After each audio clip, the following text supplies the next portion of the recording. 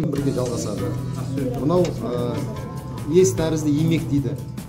Жыныс мүшесі, мынау күпек. Күпек мына жыныс мүшесін қорғап тұрады, иә? Жыныстық цикл кезінде не болады дедік? Бүкіл қан жыныс мүшесін айналады да. Жыныс мүшесіне жаңағы кавернозды қуыс дедік. Соған қан толып, жыныс мүшесі мына күпектен сыртқа шығады. Қазір мынау иеннің негізі қызметін білеміз ғой, иә? Не қызмет? Алма сыртында тұрған терін не дейміз?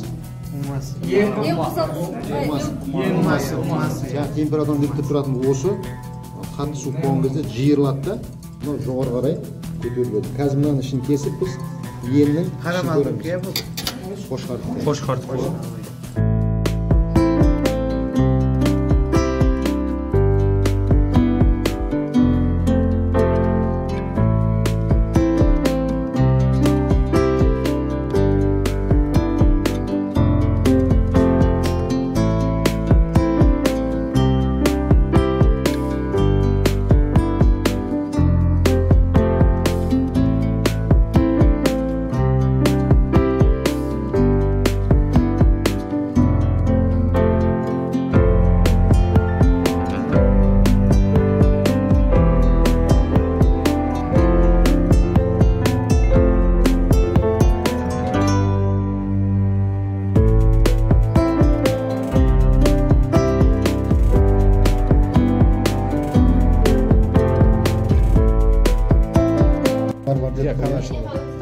Spermatozoidler payda болатын жер, иә? Алғашқы сперматозоидтер пайда болады. Пісіп жететін жер.